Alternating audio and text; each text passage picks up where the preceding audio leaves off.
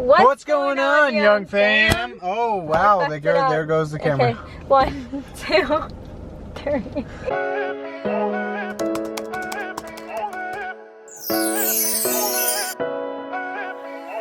Posting pictures on the gram so other. What's going on, young fam? Good morning, good afternoon, good evening, wherever you are. If you haven't subscribed to our channel, make sure you do, because we're kind of a cute family, right? Yeah, and if you guys like us, you know, why not see more of us? So, today, we started off with garage cleaning. A little bit, not a lot, but a little bit. Actually, first off, we miss you. It's been a while. It has been a long time. Then we started off with probably the most interesting part of our day is you climbing a tree. That was scary. Not gonna lie. With a chainsaw attached to him. Let's not say that. But dangerous things, don't do it at home.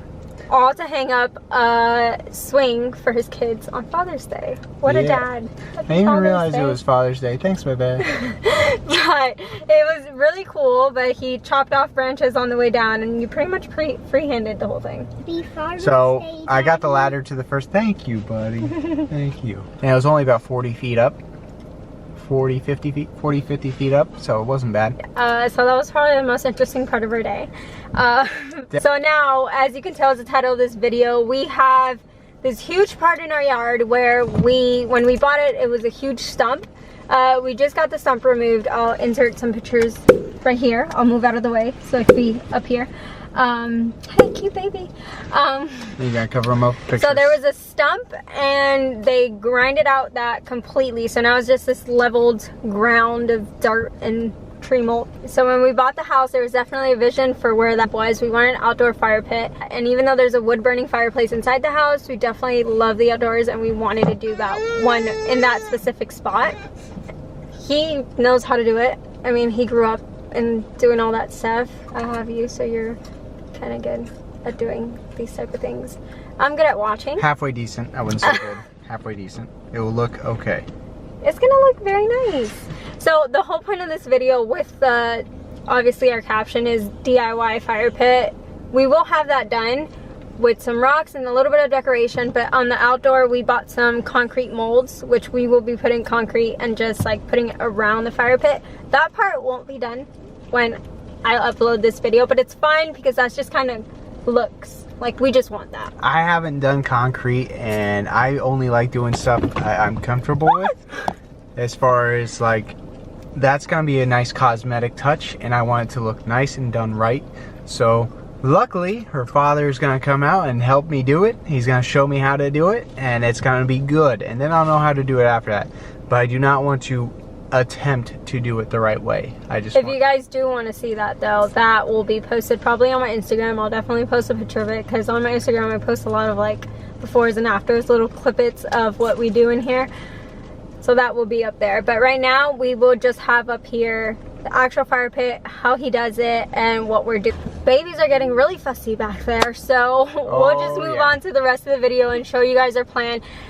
When this video ends, our fire pit is not going to be completely done as to what we wanted, but the rest will be cosmetic. So if you're just trying to see on how to make an outdoor fire pit, just DIYing it, the actual fire pit will be done. So the rest of this video will pretty much just be a voiceover explaining the whole process, but it would just be filming the man doing his work, you know? So we'll film a little bit at Lowe's as to what we're getting. That'll probably be a voiceover too though. Alright, see you guys later. Here we went to Lowe's. We looked at all the different options for drainage rocks. We looked at different options for rocks on top around the fire pit. And then we looked at the stones that we could actually use to build the pit itself. We came down to deciding that we wanted a natural looking stone, even though it's a made stone. But you know, we still wanted that kind of natural look to it. So we ended up going with these. And we're gonna roast Maya later for dinner. I know we're voicing over this, but we are gonna be delayed another day or two because they are out of sand. This is the last sand they have. Every single bag here is ripped. This is the only bag I found that was still intact, so that really sucks. So we really needed a lot of sand, so that's really unfortunate. But oh well. Hey guys, so Here's the ground where we got the stump removed. Before we started putting down all the materials down that we bought, I kind of just figured out what size I wanted my circle and just went through with the rake and started trying to level out as much as I could before we laid down the rocks and the sand. He wants me to record him sweating because he said that this is hard work, and if I don't record him sweating, then what am I doing? Because he wants me to show them, you guys, his hard work. No matter what I'm doing out here. With a baby on your back? Oh my goodness, how tough! Unloading the rocks and everything else is definitely a big part of the job. It takes a lot of time, takes a lot of effort. These things are heavy and you have to move a lot of them. So just don't assume that it was very quick and easy for us to load up the van, unload the van, get everything over there, and then dump all these rocks. This took a lot of effort and quite a bit of time.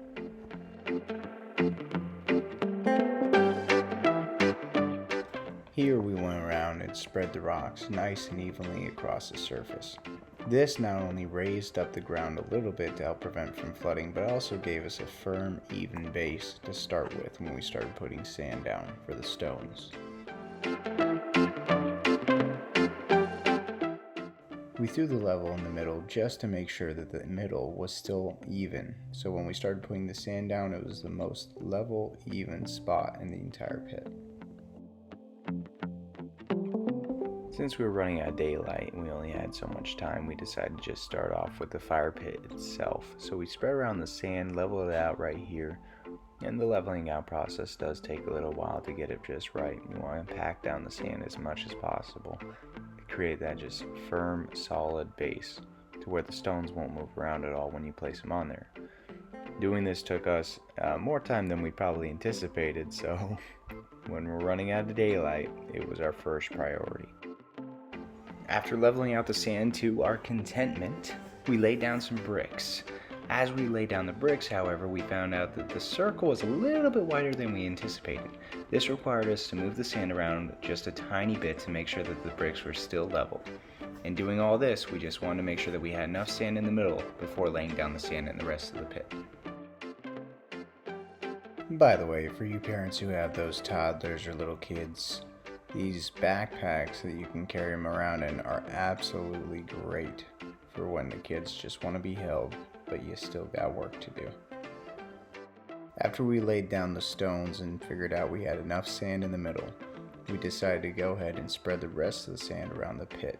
Because might as well, since we already started with a little bit, just finish out all the sand and make sure that we had enough in total.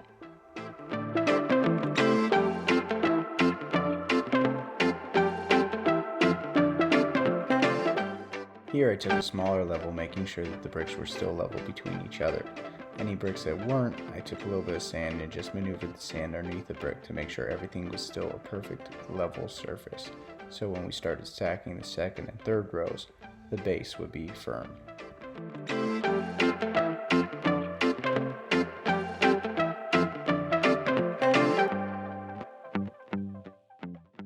What I did here was took Catherine's compass app on her phone, and I wanted to make sure that there were 4 gaps pointing north, south, east, and west.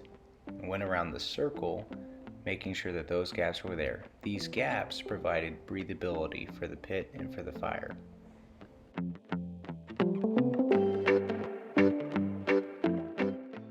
Honestly, I feel like I should give Catherine a job as my gardener. She's doing a great job with that rake.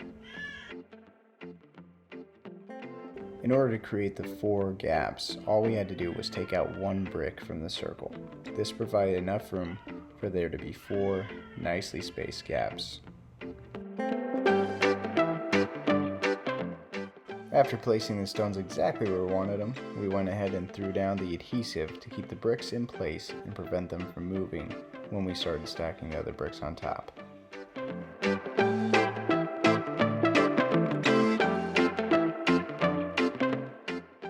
For the second circle, I went brick by brick just so that I could keep the exact gaps that I had previously made for the breathability holes. He's only laughing because I hate the word breathability. I would have said airflow.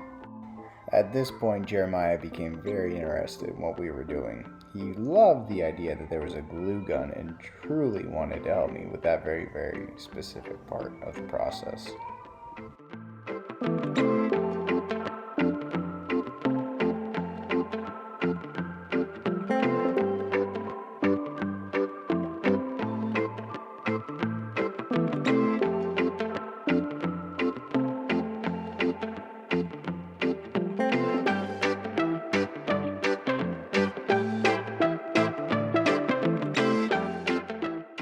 The third layer went a lot faster than the second layer just because of the gaps. Having the gaps already in place, it wasn't really that necessary to go that slowly.